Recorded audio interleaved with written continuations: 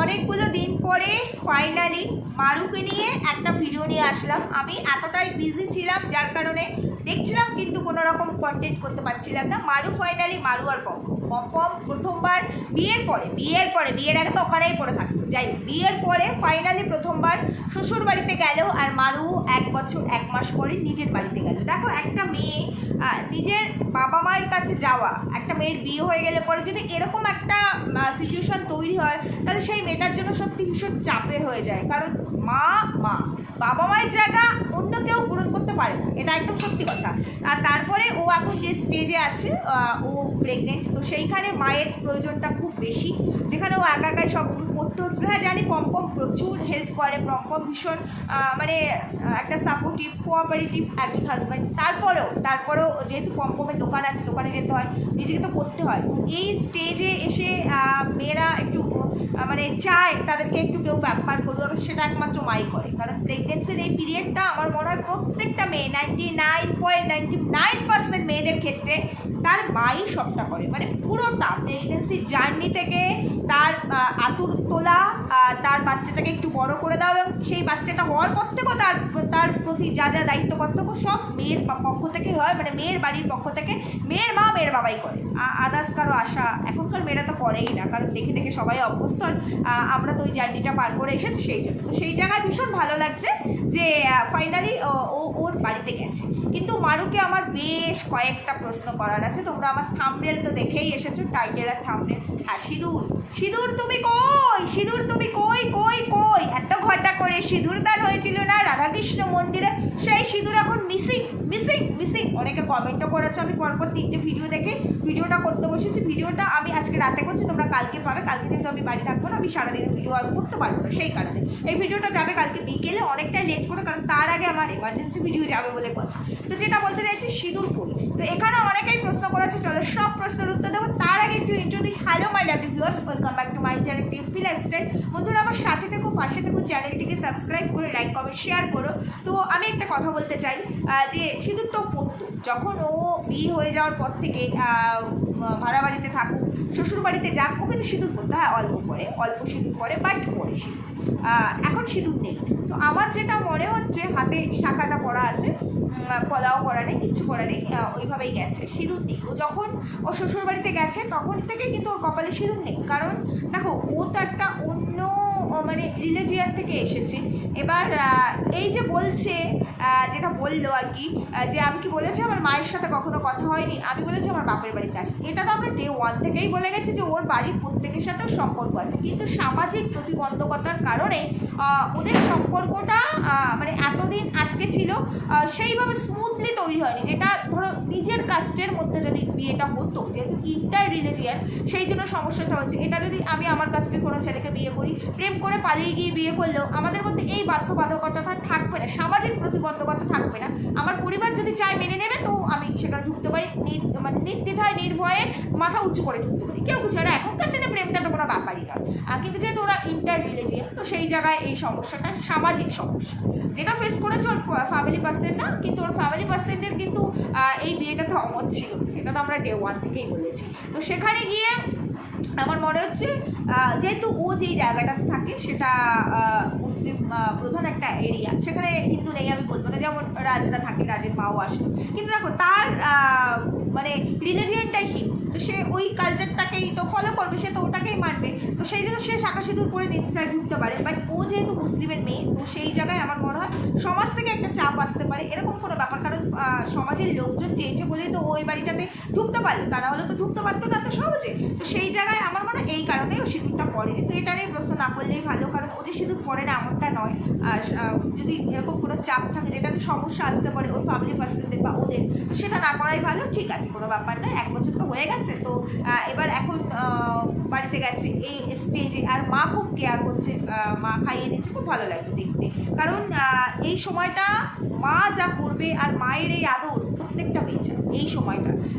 মা একটু মানে বাপের বাড়ি, মানে আমাদের কাছে তার জন্য আমাদের কনসেপ্ট করতে হবে না। বাপের বাড়ি এখনও, এত বছর বিয়ে হয়েছে, 16 বছরের ওপরে বিয়ে হয়ে গেছে, এখনও বাপের বাড়ি গেলে আমার মাও বিছানায় আমাকে সকালবেলার মানে বেডটিটা এনে দেবে। এখন আমি শুয়ে থাকবো, আমার মা বিছানায় বেডটিটা এনে দেবে। আমি তারপরে সকালের খাবারটা মা হাতের সামনে দেয়। চান করে উঠে মা মানে কোনো কিচ্ছু করতে দেয় না। আমি এখানে তো সকাল 5টায় উঠতে হয়, যেহেতু আমার হাজব্যান্ড বেরোয়, আমার মেয়ের স্কুল আছে, ওখানে গেলে আমি 10টা 11টা এরকম টাইমে উঠি। কেউ ডাকে না, কেউ যদি মাকে বলি মা একটুখানি একটা কিছু করে দিই, মা বলে বাড়িতে তো সারাদিন করিস, কিচ্ছু করতে হবে না, কিচ্ছু না, খাবি দাবি ঘুমাবি, ঘুরে বেড়া যদিও ঘোরার মতো কিছু নেই, আমার আবার জেঠু বাড়ি পিসি বাড়ি, তো এই জায়গাগুলোতেই যাই আর সারাদিন ফোন দেখি, এই করি। তো এটাই হচ্ছে বাপের বাড়ি, মানে মা যেটা বুঝবে আদার্স কেউ বুঝবে না। খুব ভালো লাগে এই জায়গাটাতে। কিন্তু এখানে ওই যে আমি তো কন্ট্রোভার্সি দিয়ে না, আমার সাদা মানে শুধু কাদা, আমার তো ভালো কিছু নেই। তো বলছে কি, যখন ডে 1 থেকে ফ্যামিলি পার্সনটা জানতো ও যে মিথ্যা কথা বলেছে, ও নিজেই নিজেরটা ক্লিয়ার করলো যে আমি কি বলেছি আমার মা বাবার সাথে আমার সম্পর্ক ছিল না, আমার মায়ের সাথে আমার কথা হয়নি, দেখা হয়নি। দেখা হচ্ছে কোথায় কোথায় মারুসো না, কোথায় দেখা হয়েছে? ওই যে বলেছিলাম তোমার ওই যে গোবরডাঙ্গার ফেলুটে এসেছিল, তারপরে রানাঘাটের ফেলুটে তোমার কাকি গেছিল আম নিয়ে, বুলকি বলেছিলাম, দেখেছো তো? মানে এই গরিব কন্ট্রোভার্সি ক্রিয়েটারদের কথা না বাসি হলেই ফলে, শুধু ভিউয়ার্সরাই বিশ্বাস করতে চায় না, এটা দুঃখ। যাই তো যেটা বলতে চাইছি, তো মায়ের সঙ্গে দেখা সাক্ষাৎ হতো, সবই হতো। মানে ও তো বাপের বাড়ি আসছিল না, আর মানে দেখায়নি অন ক্যামেরা, শো করেনি যে বাপের বাড়ি মানে ওর ভাড়া বাড়িতে ওর মা বাবা এসছে, সেটাও শো করেনি। তাহলে দেখাটা কোথায় হচ্ছে? পার্কে, রেস্টুরেন্টে, হোটেলে, হ্যাঁ এরকমই কোথাও হয়েছে, তাই না? মানেটা তো সেরকমই দাঁড়ায়। যাই হোক, তো এটা ক্লিয়ার হয়ে গেল। তো এই যে মারু যখন বিয়ে করেছিল পালিয়ে আসার পরে, তখন কিন্তু যখন এই যে আমরা এখানে ভিডিও করছিলাম, তখন অনেক বড় বড় কথা বলে, যখন বরাহনন্দন বলেছিল না আমাদের পাপ্পা আমাদের কন্ট্রোভার্সি ক্রিয়েটারদের, তখন কিন্তু মারু একটা কথা বলেছিল না, যখন বলেছিল এই দোকানটা ওর বোন মানে ছোটবেলার থেকে কেটে কেটে করেছে, ওর শ্বশুরের কোনো অবদান নেই, এই এসি বলো যা কিছু নিয়ে এসেছিল মানে সব নিয়ে তো পালিয়েছিল, সে সব কিছু ওর বর কষ্ট করে করেছে, কারো কোনো অবদান নেই বলেছিল তো বলো। তখন কিন্তু আরও একটা কথা বলেছিল যে আমি তোমাদেরকে লিখে দিতে পারি, পমের বাড়ির থেকে যদি মেনেও নেয়, ওর বাড়ির থেকে মেনে নেবে, আর ওর বাড়ির থেকে তো মারবে, কারণ সবাই তো সব জানে, এটা তো আমরা জানতাম, তাই কয়েকদিনের মধ্যেই মেনে দিয়েছিল। এটা ভালো করে কন্টেন্ট হয়ে আসবে বলে 2-3 মাস টাইম দিয়েছে। যাই হোক, মানে ওই যে কমাস আর কি ওই রানাঘাট ছিল, তারপরে রানাঘাট থেকে যখন গোবরডাঙ্গা শিফট হলো, তারপরে তো শ্বশুরবাড়ি গেল ধামাকার সঙ্গে, মানে বধূবরণ হলো। তো যাই হোক, তো তখন বলেছিল কিন্তু আমার বাড়ির থেকে কোনো দিনও আমায় মানবে না, মাত্র 1 বছর। আমার কথা, আমার পারিপার্শ্বিক চাপ আছে, মানে সামাজিক প্রতিবন্ধকতা আছে, কিন্তু আমার যখন আমার বাবা মায়ের সঙ্গে পরিবারের সঙ্গে সম্পর্ক ভালো আছে, তাহলে আমি এই রকম কথা অন ক্যামেরা এসে বলবো কেন? আমি এই রকম কথা বলার পর কন্ট্রোভার্সি ক্রিয়েটাররা যদি কন্টেন্ট করে সেটাকে নিয়ে, তখন তারা মানে অন্যায় করে, তারা দোষ করে, তারা ভুল করে, কিন্তু আমি ঠিক। আর তারপরে সেই কথাটাতে আমি স্ট্রিক্ট থাকতে পারবো না 2 দিনও, তারপরে আমার কথা ভুলে যাবে। তখনও কন্ট্রোভার্সি ক্রিয়েটাররা সেটা নিয়ে কথা বলে আমার কানে এসেছে না, ভিউয়ার্সরা কমেন্ট করেনি, আমার কানে কোথা থেকে এসেছে, মানে ফোন করে কেউ বলেছে ক্রিং ক্রিং, এরকম করে ফোন করে কেউ বলেছে, কাকে কী ভাবে। দেখো, মারুকে নিয়ে আমি ভিডিও করি, যেহেতু ও এরকম একটা স্টেজে আছে, আমি একদমই মারুকে নিয়ে ভিডিও করি না, কিন্তু ওর এই মিথ্যাচার, তারপরে ন্যাকামি, এগুলো নিয়ে কথা না বলে পারি না। হ্যাঁ, ওর বয়স কম, ওর বেশি বয়স না, ঠিক আছে, কিন্তু এখনকার মেয়েরাও তো সব কিছুতে এত ওভার, এগুলোও বোঝে না, এটা বললে তো চলবে না, সব কিছুতে ওভার। মানে কে পরক্রিয়া করছে, তাকে কীভাবে সাপোর্ট করতে হবে, তাকে কীভাবে পরক্রিয়া করতে সাহায্য করতে হবে, তাকে কীভাবে বাড়ি থেকে বার করে আনতে হবে, সবই তো ও জানে। তো এইটা বোঝে না নিজের সংসারটা, এটা তোমরা কেউ বলো না। এবার তোমরা বলতে পারো ওর লাইফ, ও যা ইচ্ছা তাই করতেই পারে, যা ইচ্ছা তাই বলতেই পারে, তোমরা কেন নাকটা ঘুষিয়ে দাও? দেখো, ওর লাইফ, ও যা ইচ্ছা তাই করতেই পারে, ও যা ইচ্ছা তাই বলতেই পারে, সেটা আমার লাইফেও আমি তাই পারি, বাট সেটা অবশ্যই অফ ক্যামেরা। অন ক্যামেরা আমি কিছু বললাম মানে বিক্রি হয়ে গেল মার্কেটে, তারপরে সেই বিক্রি হওয়া জিনিস নিয়ে মানুষ তো কথা বলবে, মানুষ তো গসিপ করবে। আমিও যদি এরকম কিছু দেখাই, তোমরাও কথা বলবে। এবার শুধু কি বলো তো, আমাদের চ্যানেল আছে, তাই আমরা বুক দিয়ে কথা বলি, তোমরা শুনতে পাও ভার্চুয়ালি, আর তোমরা চ্যানেল ক্রিয়েট করোনি, কমেন্ট সেকশনে দেখো, ডিফারেন্স এটাই। কিন্তু ওই যে একটা কথা বলে না, ড্যাশ খায় সব মাছে, নাম করে পাঙ্গাস মাছে, ঠিক তেমনি অন্যায় সবাই, মানে অন্যায় বলবো না, প্রতিবাদ সবাই করে, তারপরে শুধু কন্ট্রোভার্সি ক্রিয়েটাররা প্রতিকাচারি করে, এটাই। তো এই একটা পয়েন্ট। দ্বিতীয় পয়েন্ট হচ্ছে কি, মানুষ শরীরটা খুব খারাপ। আমি আজকের ভিডিও দেখেই তো ভিডিওটা করছি, যেহেতু কালকে যাবে আমার ভিডিওটা। খুব খারাপ, ও লুজ মোশন হয়েছে, মানে বমিট হচ্ছে, তার সঙ্গে লুজ মোশনের ব্যাপারটা চলছে। ওইভাবে পোলাও খেয়েছে, পরের দিন বাসি পোলাও খেয়েছে, তার মধ্যে ফল খেয়েছে, তার মধ্যে মাছ খেয়েছে, মানে এক্সেট্রা এক্সেট্রা যা পেয়েছে, বাপের বাড়িতে গেছে, ব্যাপার হচ্ছে তাই খাচ্ছে। কিন্তু আমার কথা, খেয়ে যদি ডাইজেস্ট করতে পারে তাতে কোনো ভুল নেই, কিন্তু এই সময় গ্যাসের প্রবলেমটা প্রচুর প্রচুর প্রচুর, কারণ আমরা তো ওই জার্নিটা পার করে এসেছি। তো এই সময় অনেকটা বুঝে চলতে হয়, অনেকটা। কারণ সত্যি আমাদের এমনি নর্মালি যদি কোনো শরীর খারাপ হয় তাতেই আমরা অনেক উপকার হয়ে যাবে, ভীষণ অস্বস্তি হয়। আর এইরকম অবস্থাতে এমনিতে সারা শরীরের নানান রকম হরমোনাল চেঞ্জ আসতে থাকে, মানে সেকেন্ডে সেকেন্ডে চেঞ্জ হয় হরমোনাল। তো সেইখানে দাঁড়িয়ে যদি তার সঙ্গে ফিজিক্যালিও যদি আমার অন্য কোনো রকম সমস্যা থাকে, সেটা কিন্তু অনেক এক্সট্রিম একটা মানে বার্ডেন দেয়, মেন্টালি ফিজিক্যালি বলো।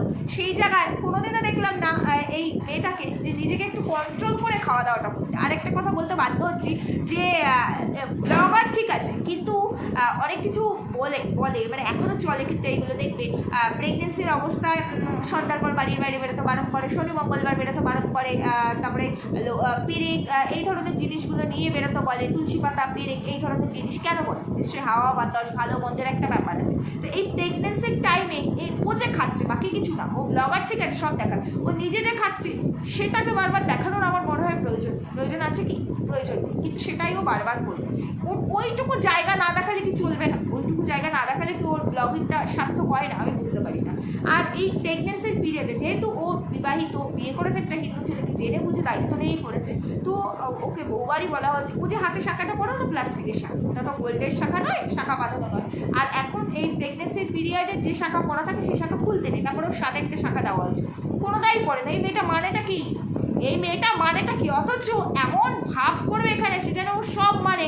তোমরা বলো আমি এটা করবো কিনা, তোমরা বলো আমি ওটা করবো কিনা, মানে আমার ওর এই এক্সট্রিম লেভেলের জিনিসগুলো দেখলে মানে কথা না বলে তখন আর পারি না। যত ভাবি একে নিয়ে কথা বলবো না, কিন্তু মানে বলতে বাধ্য হই।